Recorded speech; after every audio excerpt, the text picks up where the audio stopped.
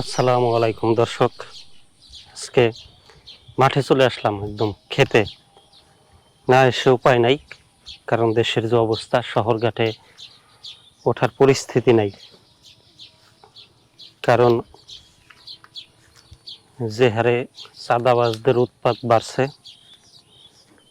অবশ্য মাঠে ঘাটেও, দেশের বিভিন্ন স্থানে মাঠে ঘাটেও চাঁদা নেওয়া শুরু করছে চাঁদাবাজরা। ফসলি জমিতে ফসল ফলানোর জন্য চাঁদা দিতে হচ্ছে। এই যে শশা ক্ষেত, মুক্তার কাকার শশা ক্ষেত, পিছনে বেগুন ক্ষেত আছে, এই পাশে ধানের চারা। ধান লাগাবেন কাকা? না, কয় পাহি লাগাবেন এই জায়গা? 3 পাহি। বন্ধুরা, আজ আমি চলে আসলাম মুক্তার কাকার পপকর্ন খেতে। শহরে যেটাকে পপকর্ন বলেন আপনারা, গ্রামে আমরা সেটাকে ভুট্টা বলি। ভুট্টা, আর আরো গাইয়া ভাষা বলতে গেলে ভুট্টা, আমরা বলি ভুট্টা খেত বা ভুট্টা ভাজি। ভাজার পরে যে জিনিসটা হয় খাওয়ার জন্য, সেই বিষয়টাই শহরে গিয়ে হয় পপকর্ন। তো আমরা সেই পপকর্ন খেতে চলে আসলাম, মানে ভুট্টা খেতে। মুক্তার কাকা আর কাকি মিলে ভুট্টা ভাঙতেছে, বস্তায় ভরতেছে। তো বর্তমান মনে হয় 1200-1300 টাকা মন হবে হয়তোবা, আমি সঠিক জানি না। ভুট্টা বেশ ভালোই লাগে ভাজলে, সুস্বাদু হয়। কাঁচা ভুট্টাও যেমন সুস্বাদু, আর এই একটু পরিপক্ক হওয়ার পরে যে ভুট্টা হয়, সেই ভুট্টাটাও ভাজলেও দারুণ সুস্বাদু হয়।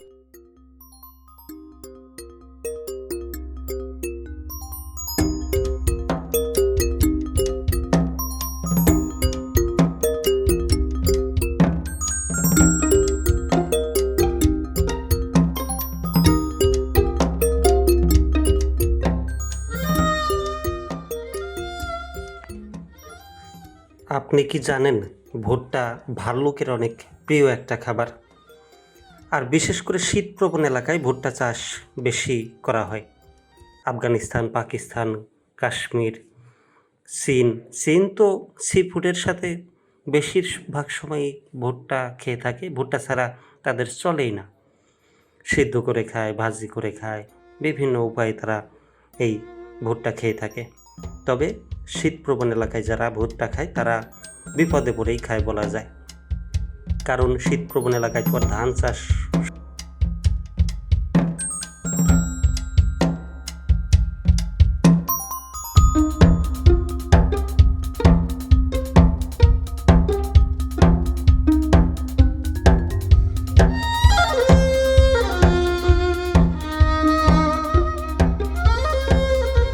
সম্ভব না। 12 মাস বরফ পড়ে কোনো মতো ভুট্টাটা ফলায়। সম্ভবত শীতকালীন ফলন এটা বলা যায়। তো সেই ভুট্টা আবার ভাল্লুকের উৎপাতে নষ্ট হয়ে যায়। বিভিন্ন সময় আমরা ভিডিওতে দেখি, বিভিন্ন অঞ্চলের সোশ্যাল মিডিয়ায় তুলে ধরে, সেসব ভিডিও আমরা দেখি। তো এক পর্যায়ে বলাই যায় যে এটা শীতকালীন ফসল। আর ভুট্টায় প্রচুর পরিমাণে ভিটামিন থাকে, বিভিন্ন ধরনের ভিটামিন। সেই ভুট্টা খেতে আজকে আসা, কাকার সাথে একটু আলাপ আলোচনা করলাম কত দাম। তারপর অনেকে আবার ভুট্টা, বিশেষ করে বাংলাদেশে ভুট্টা গরুর খাওয়ানো হয়। গরু মোটাজাতকরণে ব্যবহার করা হয় খাওয়ানো উপকরণ হিসেবে।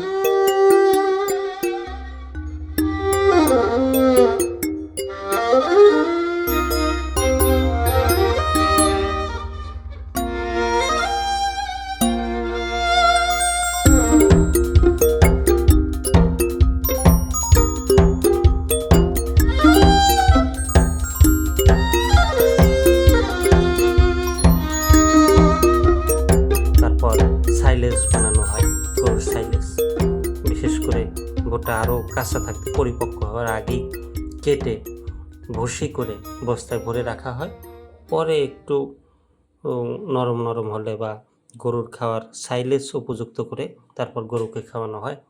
সে গরু নাকি আবার বেশি মোটাজাত হয় ভুট্টা খাওয়ালে, দামও খরচও কম পড়ে। তো এই হচ্ছে ব্যাপার। কেটে ভুট্টা ভেঙে ভেঙে বস্তায় ভরে রাখছে, আরও ভাঙতেছে। তো এখন ভুট্টারই সিজন।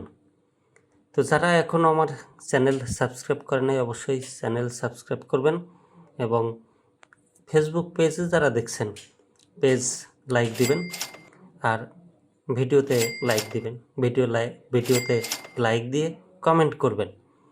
সবাই ভালো থাকবেন, ধন্যবাদ।